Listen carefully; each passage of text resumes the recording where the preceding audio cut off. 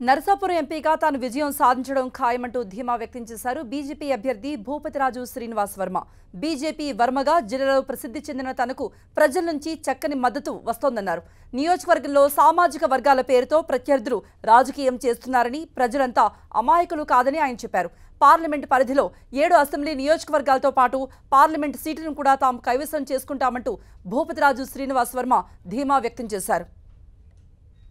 YCP నేతలు చేస్తున్న విమర్శల్ని పట్టించుకోవాల్సిన అవసరం లేదంటున్న నరసాపురం బీజేపీ ఎంపీ అభ్యర్థి భూపతిరాజు శ్రీనివాస్ వర్మతో మా ప్రతినిధి Srinivas face to face. Narasapuram parliament BJP అభ్యర్థి భూపతిరాజు శ్రీనివాస్ వర్మ అయితే కూడా ప్రచార కార్యక్రమాల్లో దూసుకుపోతున్నారు. ప్రస్తుతం ఆయన మనతో ఉన్నారు. సార్, ఏ విధంగా ప్రచార కార్యక్రమం జరుగుతుంది? మేనిఫెస్టో, ఉమ్మడి మేనిఫెస్టో కూడా 3 పార్టీలు కూడా విడుదల చేయడం జరిగింది. ఏ విధంగా ఉందనుకున్నారు? ప్రజలు ఏ విధంగా? ప్రచారం పెద్ద ఎత్తున జరుగుతూ ఉంది. ప్రచారంలో నాతో పాటు 7 అసెంబ్లీకి చెందినటువంటి శాసనసభ అభ్యర్థులు కూడా పాల్గొంటున్నారు. ఎవరు అసెంబ్లీ పరిధిలో ఉన్నప్పుడు వారు పాల్గొంటున్నారు. అన్నిటికీ మించి ప్రజల నుంచి అపూర్వమైనటువంటి స్పందన, ఊహించిన దానికంటే చాలా ఎక్కువ స్పందన లభిస్తూ ఉంది. మండు టెండలో సైతం అనేక మంది వచ్చి మాకు స్వాగతం పెరుగుతున్నటువంటి తీరు చూస్తుంటే మధ్యాహ్నం 1 గంటకి, 1 గంటన్నరకి, 2ంటికి, అలాగే రాత్రి 9, 9:30కు కూడా ఈ ఫలితాలు చాలా కూటమికి చాలా అనుకూలంగా ఉండబోతున్నాయనేటువంటి విషయం మాకైతే అర్థమైంది. ప్రత్యేకించి మీకు పోటీగా ఉన్నటువంటి ప్రత్యర్థులంతా కూడా సామాజిక వర్గీకరణ పేరుతో, సామాజిక అంశాల పేరుతో కూడా, అంటే కుల ప్రాతిపదికన అంతా కూడా తామంతా కూడా బీసీలంతా మా వెంట ఉన్నారని చెప్పి ప్రచారం జరుగుతున్న పరిస్థితి, అది జరిగిన వాస్తవమే. ఇప్పుడు కులం అంతా ఒకే చోట ఎంచుకుంటారండి. ఇప్పుడు ఒక కులానికి చెందినటువంటి వ్యక్తులు అన్ని రాజకీయ పార్టీల్లో పనిచేస్తారు. ఏదైనా 1%, 2% ఎప్పుడైనా తప్పించి ఒక కులం అంతా ఒకే పార్టీ వెనకాల ఉంది, లేకపోతే ఒక కులం అంతా నా వెనకాల ఉంది అనేటువంటి ఎవరైనా కొంతమంది వ్యక్తులు మాట్లాడినా అది వాస్తవ విరుద్ధం అనేటువంటి విషయం నాకు చాలా స్పష్టంగా చెప్తా ఉన్నా. ఇలా కులం అంతా నా వెనకాలే ఉందని చెప్పినటువంటి చాలామంది వ్యక్తులు రాజకీయాల్లో ఏ విధంగా క్లోజ్ అయ్యారు అనేటువంటి విషయం కూడా చరిత్ర ఉన్నది. కాబట్టి కులం ఆధారంగా రాజకీయాలు చేయలేమని శాశ్వతం కాదు. సార్, కొంతమందిని శ్రీనివాస వర్మ అంటే మాకు శ్రీనివాస వర్మ తెలియదు, బీజేపీ వర్మ అంటేనే మాకు తెలుసు అని చెప్తున్నారు. ఏంటి సార్ ఆ కథ? కథ అంటే ఇప్పుడు మీరు చెప్పింది అయితే వాస్తవం. శ్రీనివాస వర్మ అంటే చాలామందికి తెలియదు. బాగా కావాల్సిన వాళ్ళకి, మీడియాలో ఉన్న వాళ్ళకి తెలిసి, బీజేపీ వర్మ అంటే అందరికీ తెలుసు. ఇప్పుడు ఈవెన్ నేను నివాసం ఉండేటువంటి ప్రాంతంలో కూడా గవర్నర్ ఎవరిని వచ్చి భూపతిరాజు శ్రీనివాస్ వర్మ అంటే ఒక సెకండ్ ఆలోచిస్తారు.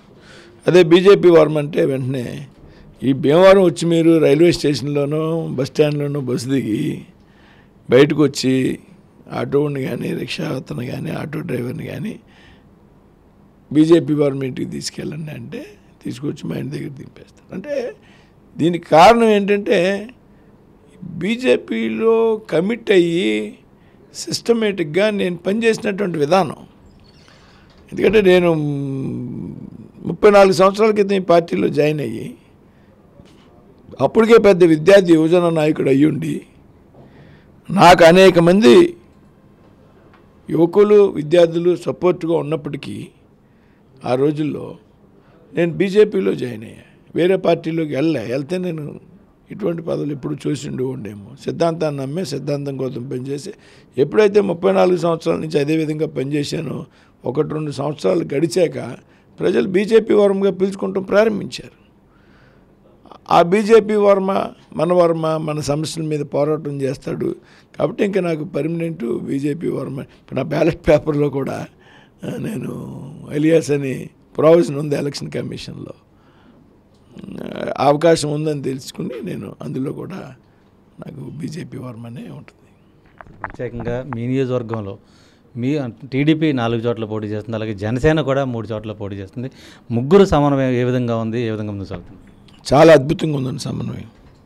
4 టీడీపీ అభ్యర్థులతో, 3 జనసేన అభ్యర్థులతో, 2 జిల్లా ప్రెసిడెంట్స్తో, జనసేన జిల్లా ప్రెసిడెంట్, టీడీపీ అద్భుతమైనటువంటి సమన్వయం ఉంది. వారు ఎంపీ అభ్యర్థి శ్రీనివాసవరం అయినప్పటికీ కూడా వాళ్ళే ఎంపీ అభ్యర్థులుగా కూడా ఫీల్ అవుతూ మా ఇద్దరికీ కూడా ఒక్క ఓటు కూడా తేడా రాకూడదు అని చెప్తుంటే నాకు ఆనందపడుతూ ఉన్నాను.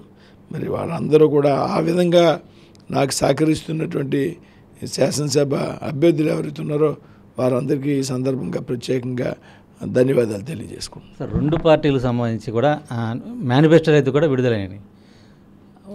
వాటి మధ్య వ్యత్యాసం అంటే ఏం చెప్తారు?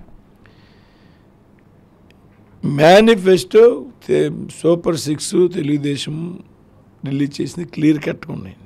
గతంలో తెలుగుదేశం పార్టీ మేనిఫెస్టోని ఏ విధంగా గౌరవించింది, ఈ ప్రభుత్వంలో ఎంతవరకు మేనిఫెస్టోని గౌరవించింది అనేటువంటి విషయం ప్రజలు ఆలోచిస్తారు. సంపూర్ణ మద్యపాన నిషేధం అన్నాడు పెద్ద మనిషి. ఏం జరిగిందో చూసాం. ఆయనే నేరుగా మద్యం తయారు చేసి అమ్ముతున్నాడు. పెన్షన్ ఆ రోజు 2000 ఉన్నటువంటి పెన్షన్ 3000 చేస్తామన్నాడు. తర్వాత వచ్చాక సంవత్సరానికి 200 కాడికి 5 ఏళ్ళు పెంచాడు. నవరత్నాలు అన్నాడు. ఈ నవరత్నాలు ఏముంటుంది, ఒక చేత్తో 100 ఇచ్చి ఇంకో చేత్తో 1000 లాగేసేటువంటి రత్నాలు ఇవి. కాబట్టి మేనిఫెస్టో విషయంలో వైసీపీని ప్రజలు నమ్మేటువంటి పరిస్థితుల్లో లేదు. ఏదైతే కూటమి రిలీజ్ చేసినట్టు మేనిఫెస్టో ఉందో వెరీ క్లియర్గా ఉంది, నమ్మదగ్గదిగా కూడా ఉంది. ఇది మొత్తానికి ఆ ప్రచార కార్యక్రమాల్లో దూసుకుపోతున్నటువంటి నరసాపురం పార్లమెంట్ బీజేపీ అభ్యర్థి అయితే కూడా ఎట్టి పరిస్థితుల్లో అటు రెండు పార్టీలు విడుదల చేసిన మేనిఫెస్టోని ప్రజలు అంచనా వేసుకుంటున్నారు. కూటమి విడుదల చేసినటువంటి మేనిఫెస్టో వైపే మొగ్గు చూపుతారు. అలాగే విజయం కూడా తమ వైపే ఉంటుందని చెప్పి కూడా స్పష్టం చేస్తున్న పరిస్థితి కూడా ఉంది. వీడియో ప్రసాద్తో శ్రీనివాస్ టీవీ, నరసాపురం పార్లమెంట్ నుంచి.